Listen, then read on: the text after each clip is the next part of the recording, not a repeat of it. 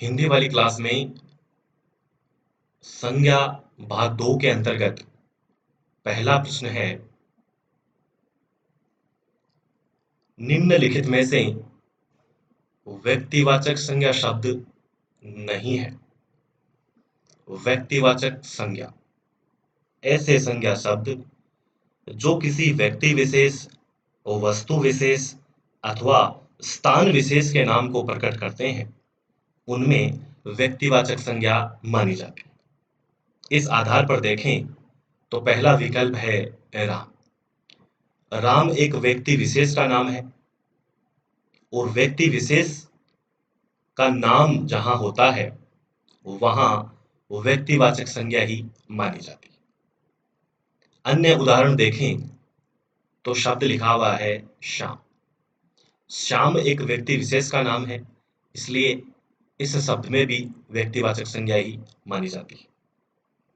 व्यक्ति विशेष का नाम लिखा हुआ है मोहन, इसी प्रकार सोहन, इसी क्रम में सीता, गीता, सरोज, ये सभी शब्द व्यक्ति विशेष के नाम को प्रकट कर रहे हैं, इसलिए इन सभी शब्दों में व्यक्तिवाचक संज्ञा ही मानी जाती है। दूसरा विकल्प है जयपुर। जयपुर एक राजधानी विशेष या नगर विशेष या जिला विशेष का नाम है और राजधानी विशेष, नगर विशेष या जिला विशेष का नाम जो है वो व्यक्तिवाचक संज्ञा के अंतर्गत आता है, इसलिए जयपुर शब्द में भी जो है वो व्यक्तिवाचक संज्ञा मानी जाती है। जहां भी राजधानी विशेष का नाम लिखा हुआ हो, जैसे दिल्ली, जहां भी जिला विशेष का नाम लिखा हुआ हो, जैसे सीकर, जहां भी किसी नगर विशेष का नाम लिखा हुआ हो, जैसे मुंबई, जहां भी किसी तहसील विशेष का नाम लिखा हुआ हो, जैसे फतेहपुर, जहां भी किसी गांव विशेष का नाम लिखा हुआ हो, जैसे सेवतबड़ी, वहां हमेशा व्यक्तिवाचक संज्ञा ही मानी जाती है। तो दिल्ली, सीकर, मुंबई, फतेहपुर, सेवतबड़ी, ये सभी राजधानी विशेष, नगर विशेष या जिला विशेष, तहसील या उपखंड विशेष या गांव विशेष के नाम को प्रकट कर रहे हैं, इसलिए इन सभी शब्दों में व्यक्तिवाचक संज्ञा मानी जाती है। तीसरा विकल्प है गाय। गाय शब्द संपूर्ण जाति को प्रकट कर रहा है। गाय शब्द से संपूर्ण जाति का बोध हो रहा है, इसलिए यहाँ व्यक्तिवाचक संज्ञा नहीं है। यहाँ जो संज्ञा मानी जाती है वो मानी जाती है जातिवाचक संज्ञा। इस प्रकार जो गाय है उसमें जातिवाचक संज्ञा मानी जाती है। चौथा विकल्प है हिमालय। हिमालय किसी पहाड़ या पर्वत विशेष का नाम है। जहां भी पहाड़ या पर्वत विशेष का नाम होता है वहां व्यक्तिवाचक संज्ञा ही मानी जाती है, जैसे हिमालय, जैसे अरावली, जैसे विंध्याचल आदि। तो जहां भी किसी पहाड़ विशेष या पर्वत विशेष का नाम लिखा हुआ हो वहां भी व्यक्तिवाचक संज्ञा ही मानी जाती है। तो इस प्रकार प्रश्न में पूछा गया है कि निम्नलिखित में से व्यक्तिवाचक संज्ञा शब्द नहीं है। तो राम एक व्यक्तिवाचक संज्ञा शब्द है, जयपुर एक व्यक्तिवाचक संज्ञा शब्द है और हिमालय एक व्यक्तिवाचक संज्ञा शब्द है। गाय जो है वो व्यक्तिवाचक संज्ञा शब्द नहीं है, वो एक जातिवाचक संज्ञा शब्द है, इसलिए इस प्रश्न का जो सही उत्तर होगा वो विकल्प नंबर 3 होगा। अगला प्रश्न है, निम्नलिखित में से जातिवाचक संज्ञा शब्द है। जातिवाचक संज्ञा ऐसे संज्ञा शब्द जो अपनी संपूर्ण जाति, वर्ग या समूह के नाम को प्रकट करते हैं, उनमें जातिवाचक संज्ञा मानी जाती है। इस आधार पर देखें तो पहले विकल्प में दिया हुआ है दिल्ली। दिल्ली एक राजधानी या नगर विशेष का नाम है, और राजधानी या नगर विशेष का नाम जहां भी लिखा हुआ होता है वहां वो व्यक्तिवाचक संज्ञा होती है। तो दिल्ली शब्द में व्यक्तिवाचक संज्ञा है। दूसरा विकल्प है नदी। नदी शब्द किसी नदी विशेष का नाम नहीं है। नदी शब्द से संपूर्ण जाति, वर्ग या समूह के नाम का बोध होता है, इसलिए यह एक जातिवाचक संज्ञा शब्द है। नदी के स्थान पर यदि नदी विशेष का नाम लिखा हुआ होता, जैसे गंगा, जैसे यमुना, जैसे गोदावरी, तो वहां व्यक्तिवाचक संज्ञा मानी जाती। यदि नदी विशेष का नाम कहीं पर लिखा हुआ हो तो वहां व्यक्तिवाचक संज्ञा मानी जाती है, और केवल नदी लिखा हुआ हो तो ऐसी स्थिति में वहां जातिवाचक संज्ञा मानी जाएगी। तो विकल्प नंबर 2 जो है नदी, नदी शब्द में जातिवाचक संज्ञा है, इसलिए इस प्रश्न का जो सही उत्तर होगा वो विकल्प नंबर 2 होगा। अगर तीसरे विकल्प को देखें तो तीसरे विकल्प में लिखा हुआ है सीता। सीता एक व्यक्ति विशेष का नाम है, इसलिए सीता शब्द में व्यक्तिवाचक संज्ञा है। चौथा विकल्प है गंगा। गंगा एक नदी विशेष का नाम है, और नदी विशेष का नाम जहां पर भी हो वहां व्यक्तिवाचक संज्ञा होती है, इसलिए विकल्प नंबर 1 में व्यक्तिवाचक संज्ञा है, विकल्प नंबर 3 में व्यक्तिवाचक संज्ञा है, और विकल्प नंबर 4 में भी व्यक्तिवाचक संज्ञा है। जातिवाचक संज्ञा जो शब्द है वो विकल्प नंबर 2 में है, तो इसलिए इस प्रश्न का जो सही उत्तर होगा वो विकल्प नंबर 2 होगा। अगला प्रश्न है, निम्नलिखित में से भाववाचक संज्ञा शब्द है। भाववाचक संज्ञा ऐसे संज्ञा शब्द जो किसी गुण, दोष, अवस्था, भाव, शील, स्वभाव आदि के नाम को प्रकट करते हैं, उनमें भाववाचक संज्ञा मानी जाती है। इस आधार पर देखें तो पहले विकल्प में दिया हुआ है पहाड़। पहाड़ शब्द से संपूर्ण जाति का बोध होता है, इसलिए यह एक जातिवाचक संज्ञा शब्द है। विकल्प नंबर 2 में दिया हुआ है नगर। नगर शब्द भी एक जातिवाचक संज्ञा शब्द है। तीसरे विकल्प में दिया हुआ है बचपन, जो कि एक अवस्था का नाम है, और अवस्था का नाम जो है वो भाववाचक संज्ञा के अंतर्गत आता है, इसलिए बचपन जो शब्द है वह एक भाववाचक संज्ञा शब्द है।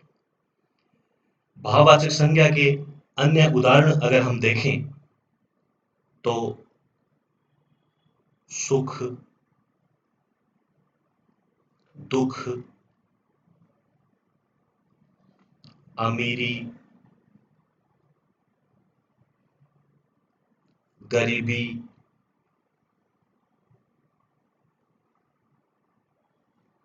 सुंदरता,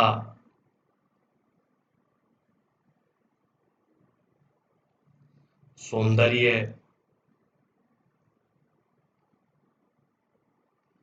माधुर्य,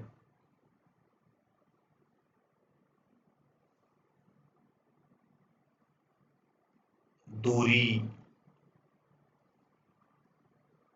स्नेह,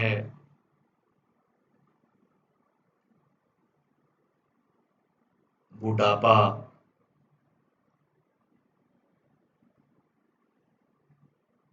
मित्रता,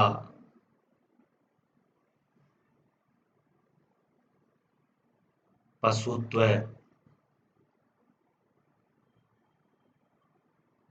ममत्व, अपनापन आदि। ये सभी जो शब्द हैं ये सभी के सभी भाववाचक संज्ञा शब्द हैं। चौथे विकल्प में दिया हुआ है बकरी।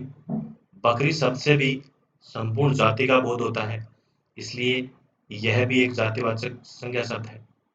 तो इस प्रकार विकल्प नंबर 1 में जातिवाचक संज्ञा है, विकल्प नंबर 2 में जातिवाचक संज्ञा है, विकल्प नंबर 4 में जातिवाचक संज्ञा है, भाववाचक संज्ञा जो शब्द है वो विकल्प नंबर 3 में है, इसलिए इस प्रश्न का जो सही उत्तर होगा वो विकल्प नंबर 3 होगा। अगला प्रश्न है, निम्नलिखित में से समुदायवाचक संज्ञा शब्द नहीं है। समुदायवाचक संज्ञा, जिन संज्ञा शब्दों से प्राणियों या वस्तुओं के समूह का बोध होता है उनमें समुदायवाचक संज्ञा मानी जाती है। समुदायवाचक संज्ञा को समूहवाचक संज्ञा के नाम से भी पुकारा जाता है। इस आधार पर देखें तो पहले विकल्प में दिया हुआ है सेना, दूसरे विकल्प में दिया हुआ है सभा और तीसरे विकल्प में दिया हुआ है कक्षा। इन तीनों शब्दों से प्राणियों के समूह का बोध हो रहा है, या यूं कहें कि ये तीनों शब्द किसी समूह की स्थिति को प्रकट कर रहे हैं, इसलिए इन तीनों शब्दों में समुदायवाचक संज्ञा मानी जाती है। पहला शब्द है सेना, दूसरा शब्द है सभा और तीसरा शब्द है कक्षा। इन तीनों शब्दों में समुदायवाचक संज्ञा या समूहवाचक संज्ञा है। जबकि विकल्प नंबर 4 में दिया हुआ है गरीबी। गरीबी शब्द किसी भाव को प्रकट करता है, इसलिए गरीबी शब्द में जो संज्ञा है वो है भाववाचक संज्ञा। इस प्रकार पहले विकल्प में, दूसरे विकल्प में और तीसरे विकल्प में समुदायवाचक संज्ञा शब्द हैं, जबकि विकल्प नंबर 4 में समुदायवाचक संज्ञा शब्द नहीं है, इसलिए इस प्रश्न का जो सही उत्तर होगा वो विकल्प नंबर 4 होगा। अगला प्रश्न है, निम्नलिखित में से द्रव्यवाचक संज्ञा शब्द नहीं है। द्रव्यवाचक, द्रव्य अर्थात पदार्थ, पदार्थ की तीनों अवस्थाओं, ठोस अवस्था जैसे सोना, चांदी, लोहा, लकड़ी, द्रव्य अवस्था जैसे तेल, दूध, घी, शहद, पानी, गैस अवस्था जैसे हाइड्रोजन, नाइट्रोजन, ऑक्सीजन। इस प्रकार पदार्थ की तीनों अवस्थाओं में से किसी भी अवस्था के नाम को प्रकट करने वाले शब्दों में द्रव्यवाचक संज्ञा मानी जाती है। इस आधार पर देखें तो पहले विकल्प में दिया हुआ है सोना। सोना पदार्थ की ठोस अवस्था के अंतर्गत आता है, इसलिए इस शब्द में द्रव्यवाचक संज्ञा है। विकल्प नंबर 2 में दिया हुआ है घी, जो कि पदार्थ की द्रव्य अवस्था के अंतर्गत आता है, इसलिए इस शब्द में भी द्रव्यवाचक संज्ञा है। विकल्प नंबर 4 में दिया हुआ है लोहा, जो कि पदार्थ की ठोस अवस्था के अंतर्गत आता है, इसलिए इस शब्द में भी द्रव्यवाचक संज्ञा है। तो इस प्रकार विकल्प नंबर 1 में, विकल्प नंबर 2 में और विकल्प नंबर 4 में, इन तीनों विकल्पों में द्रव्यवाचक संज्ञा शब्द है। जबकि विकल्प नंबर 3 में दिया हुआ है टोली, जो कि एक समूह के नाम को प्रकट करता है, इसलिए इस शब्द में जो संज्ञा है वो है समूहवाचक या समुदायवाचक संज्ञा। तो इस प्रकार विकल्प नंबर 3 में द्रव्यवाचक संज्ञा शब्द नहीं है, इसलिए इस प्रश्न का सही उत्तर होगा विकल्प नंबर 3। यहाँ विशेष रूप से जो बात ध्यान देने योग्य है वो यह है कि अंग्रेजी व्याकरण के आधार पर विद्वानों द्वारा संज्ञा के जो 2 अन्य भेद स्वीकार किए जाते हैं, जिसमें सबसे पहले है समुदायवाचक संज्ञा, जिसको समूहवाचक संज्ञा के नाम से भी पुकारा जाता है। दूसरा है द्रव्यवाचक संज्ञा। ये संज्ञा के ये दोनों भेद मुख्य रूप से जातिवाचक संज्ञा के ही उपभेद माने जाते हैं। अतः परीक्षा में यदि समुदायवाचक संज्ञा या द्रव्यवाचक संज्ञा विकल्प में नहीं है, तो ऐसी स्थिति में इन दोनों भेदों से संबंधित जो भी शब्द हैं, उन शब्दों में जातिवाचक संज्ञा को ही सही उत्तर मानना चाहिए। इस स्थिति को हम प्रश्न के माध्यम से समझते हैं। हमारे सामने प्रश्न है, सेना शब्द में संज्ञा है। सेना शब्द में समुदायवाचक संज्ञा है। अब पहली स्थिति वह है जब जातिवाचक संज्ञा के साथ साथ समुदायवाचक संज्ञा भी विकल्प में है, तो ऐसी स्थिति में जो सही उत्तर होगा वो समुदायवाचक होगा। दूसरी स्थिति वह है जब विकल्प में समुदायवाचक संज्ञा नहीं है, तो ऐसी स्थिति में सही उत्तर जातिवाचक को ही माना जाएगा, क्योंकि समुदायवाचक जो संज्ञा है वो मूलतः जातिवाचक संज्ञा का ही उपभेद है। इसी प्रकार दूसरा प्रश्न है, लोहा शब्द में संज्ञा है। तो लोहा शब्द में जो है वो द्रव्यवाचक संज्ञा है। अब पहली स्थिति वह है जब जातिवाचक संज्ञा के साथ साथ द्रव्यवाचक संज्ञा भी विकल्प में है, तो ऐसी स्थिति में द्रव्यवाचक संज्ञा सही उत्तर होगा। अगर विकल्प में द्रव्यवाचक संज्ञा नहीं है, तो ऐसी स्थिति में जातिवाचक संज्ञा को ही सही उत्तर माना जाएगा।